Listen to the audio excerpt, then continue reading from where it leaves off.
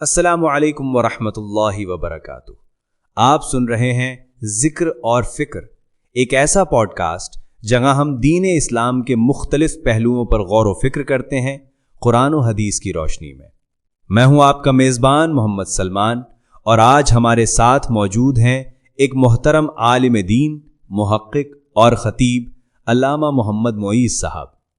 آج ہم گفتگو کریں گے ایک نہایت اہم اور موجودہ دور کے حساس موضوع پر، خواتین کی تعلیم اور اسلام۔ علامہ صاحب، آپ کا بہت شکریہ کہ آپ نے ہمارے سامعین کے لیے وقت نکالا۔ وعلیکم السلام ورحمۃ اللہ وبرکاتہ۔ جزاکم اللہ خیر سلمان بھائی، یہ موضوع یقیناً نہایت اہم ہے۔ ہمارے معاشرے میں خواتین کی تعلیم کے بارے میں مختلف تصورات پائے جاتے ہیں۔ کچھ لوگ سمجھتے ہیں کہ اسلام عورت کو گھر تک محدود رکھتا ہے، جبکہ کچھ لوگ یہ خیال کرتے ہیں کہ اسلام نے مرد و عورت کو بالکل یکساں تعلیم کی آزادی دی ہے۔ حقیقت دراصل اس کے درمیان ہے، اور ہمیں یہ سمجھنا ہوگا کہ اسلام کا نقطہ نظر کیا ہے۔ جی بالکل علامہ صاحب، اگر ہم قرآن مجید سے آغاز کریں تو خواتین کی تعلیم کے بارے میں قرآن ہمیں کیا پیغام دیتا ہے؟ قرآن مجید نے علم کو انسانیت کا شرف قرار دیا ہے۔ اللہ تعالیٰ نے سورۃ العلق کی پہلی وحی میں فرمایا، اقرأ بسم ربک الذی خلق، یعنی پڑھو اپنے رب کے نام سے جس نے پیدا کیا۔ یہ حکم صرف مردوں کے لیے نہیں بلکہ پوری انسانیت کے لیے ہے، مرد ہو یا عورت، تعلیم کا دروازہ سب کے لیے کھلا ہے۔ اللہ تعالیٰ نے کسی جگہ یہ نہیں فرمایا کہ عورت تعلیم حاصل نہ کرے، بلکہ قرآن میں بارہا علم، تدبر، غور و فکر، عقل اور شعور کی دعوت دی گئی ہے۔ یعنی قرآن کی پہلی وحی ہی تعلیم پر زور دیتی ہے، اور وہ بھی بغیر صنفی امتیاز کے۔ بالکل۔ دوسری طرف رسول اکرم صلی اللہ علیہ وسلم نے بھی عورتوں کی تعلیم کو بہت اہمیت دی۔ ایک مشہور حدیث ہے جو صحیح بخاری میں موجود ہے، طلب العلم فریضۃ علی کل مسلم، یعنی علم حاصل کرنا ہر مسلمان مرد و عورت پر فرض ہے۔ یہاں کل مسلم کا لفظ عام ہے، جس میں مرد و عورت دونوں شامل ہیں۔ اسی لیے ہم دیکھتے ہیں کہ نبی صلی اللہ علیہ وسلم کے زمانے میں خواتین بھی تعلیم حاصل کرتی تھیں، دین کے مسائل سیکھتی تھیں، اور بعض تو علم کی معلمہ بھی بن گئیں۔ جی بالکل، میں نے بھی پڑھا ہے کہ نبی کی ازواج مطہرات میں حضرت عائشہ رضی اللہ عنہا کو علم میں بہت فوقیت حاصل تھی۔ بالکل درست فرمایا۔ حضرت عائشہ رضی اللہ عنہا علم و فقہ کی ماہر تھیں۔ خود صحابہ کرام رضوان اللہ علیہم اجمعین ان سے دینی مسائل پوچھنے آیا کرتے تھے۔ ایک مرتبہ حضرت ابو موسیٰ اشعری رضی اللہ عنہ نے فرمایا کہ ہمیں جب بھی کسی مسئلے میں دشواری ہوتی، ہم عائشہ کے پاس جاتے اور ان کے پاس اس کا علم موجود ہوتا۔ یہ ترمذی کی 3883 حدیث ہے۔ یہی نہیں بلکہ نبی کی تعلیم کے نتیجے میں مدینہ کی خواتین باقاعدہ جمع ہو کر نبی سے سوالات کرتی تھیں، اور نبی ان کے لیے الگ نشست بھی رکھتے تھے۔ یعنی خواتین کا علم حاصل کرنا نہ صرف جائز بلکہ نبی کی سنت ہے۔ جی بالکل، یہ بہت اہم نقطہ ہے۔ آج کل بعض لوگ سمجھتے ہیں کہ عورت کو صرف گھریلو تعلیم تک محدود رہنا چاہیے، یا اسے دنیاوی تعلیم سے دور رکھنا چاہیے۔ اس بارے میں آپ کیا فرمائیں گے؟ اسلام نے کبھی تعلیم کو دنیاوی اور دینی میں ایسے الگ نہیں کیا جیسے ہم آج کرتے ہیں۔ اسلام کا نظریہ جامع ہے۔ علم جو انسان کو اللہ کے قریب کرے، انسانیت کے لیے مفید ہو، وہ سب علم نافع ہے۔ نبی صلی اللہ علیہ وسلم نے فرمایا، اللہم انی اسألک علما نافعا، یعنی اے اللہ میں تجھ سے نفع دینے والا علم مانگتا ہوں۔ یعنی جو علم انسان کے لیے فائدہ مند ہو وہ قابل قدر ہے، خواہ وہ طب کا ہو، تدریس کا ہو یا معاشرت کا ہو۔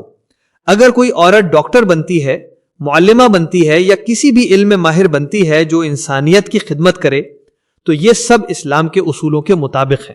جی بالکل۔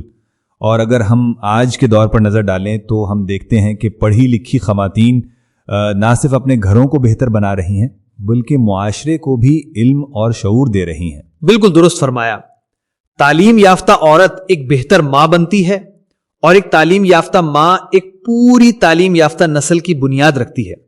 نبی صلی اللہ علیہ وسلم نے فرمایا، ماں تمہارے جنت کا دروازہ ہے، یعنی ماں باشعور، با ادب، با علم ہوگی تو وہ اپنے بچوں کو صرف دنیاوی علم ہی نہیں بلکہ اخلاق و ایمان کی تربیت بھی دے گی۔ بالکل، قرآن میں بھی تو اللہ تعالیٰ نے بارہا عورتوں کے کردار کا ذکر کیا ہے، جیسے حضرت مریم علیہ السلام، حضرت آسیہ اور حضرت ام موسیٰ علیہ السلام۔ ان سب نے علم، عقل اور ایمان کے ذریعے قوموں کو بدلا۔ بالکل، حضرت مریم کی مثال تو قرآن میں واضح ہے۔ اللہ تعالیٰ فرماتا ہے وَاصْطَفَاكِ عَلَى نِسَاءِ الْعَالَمِينَ، اللہ نے تمہیں تمام عورتوں پر فضیلت دی۔ یہ فضیلت صرف عبادت کی نہیں بلکہ عقل، علم، صبر اور کردار کی بنیاد پر تھی۔ اسی طرح حضرت آسیہ نے فرعون کے ظلم کے خلاف علم اور ایمان کے ساتھ آواز بلند کی۔ یہ قرآن کا پیغام ہے کہ عورت اگر علم و ایمان سے لیس ہو تو وہ اصلاح معاشرہ کی طاقت بن جاتی ہے۔ یعنی اسلام میں عورت کی تعلیم صرف اس کی ذات کے لیے نہیں بلکہ پورے معاشرے کی بھلائی کے لیے ہے۔ بالکل، نبی صلی اللہ علیہ وسلم نے فرمایا الدنیا متاع وخیر متاع الدنیا المرأة الصالحہ، دنیا ایک فائدے کی چیز ہے اور دنیا کی سب سے بہترین چیز نیک عورت ہے۔ نیک عورت صرف عبادت گزار نہیں بلکہ سمجھدار، تعلیم یافتہ اور ذمہ دار بھی ہوتی ہے۔ اسلام نے عورت کو جہالت سے نکال کر علم کی روشنی میں لا کھڑا کیا۔ دیکھیں نبی صلی اللہ علیہ وسلم نے بیٹیوں کی تعلیم و تربیت پر کتنا زور دیا۔ جس نے 2 بیٹیوں کی تربیت اچھی کی وہ قیامت کے دن میرے ساتھ ہوگا۔ یعنی بیٹیوں کو تعلیم دینا، ان کی پرورش کرنا اسلام میں عبادت کے برابر عمل ہے۔ سبحان اللہ۔ علامہ صاحب، بعض اوقات ہمارے معاشرے میں یہ بھی کہا جاتا ہے کہ عورت اگر زیادہ پڑھی لکھی ہو جائے تو مغربی اثرات میں آ جاتی ہے، اس بارے میں آپ کیا فرماتے ہیں؟ یہ بات دراصل تعلیم کے غلط تصور سے پیدا ہوئی ہے۔ اسلام تعلیم سے نہیں بلکہ غلط نظریات سے منع کرتا ہے۔ اگر تعلیم ایمان کے ساتھ ہو، قرآن و سنت کی روشنی میں ہو تو وہ ایمان کو مضبوط کرتی ہے۔ مسئلہ یہ ہے کہ ہم نے تعلیم کو دینی روح سے خالی کر دیا ہے۔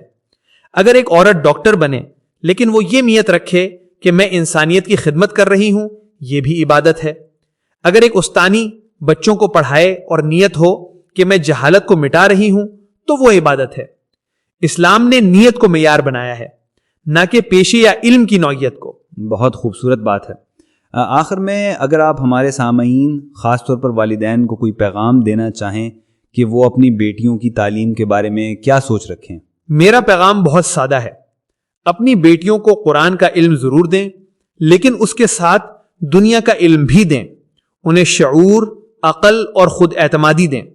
اسلام نے عورت کو جاہل نہیں بلکہ باشعور امت کا ستون بنایا ہے۔ اگر آج ہر باپ یہ سوچ لے کہ میری بیٹی بھی علم کی روشنی میں امت کی خدمت کرے گی تو ہمارا معاشرہ بدل جائے گا۔ قرآن کہتا ہے یرفع اللہ الذین آمنوا منکم والذین اوتوا العلم درجات، اللہ ایمان والوں اور علم والوں کے درجے بلند کرتا ہے۔ یہ درجہ مرد یا عورت کا نہیں ہے بلکہ علم والے کا ہے۔ جزاکم اللہ خیر علامہ صاحب، واقعی آپ کی باتوں نے دل کو چھو لیا۔ خواتین کی تعلیم صرف سماجی ضرورت نہیں بلکہ دینی فریضہ بھی ہے۔ بالکل، اللہ تعالی ہمیں علم نافع عطا فرمائے، ہماری بیٹیوں اور بہنوں کو علم و ایمان کے زیور سے آراستہ کرے اور ہم سب کو یہ سمجھ دے کہ علم ہی ایمان کا دروازہ ہے۔ آمین۔ ناظرین و سامعین، یہ تھا ہمارا آج کا پروگرام ذکر اور فکر۔ موضوع تھا خواتین کی تعلیم اور اسلام۔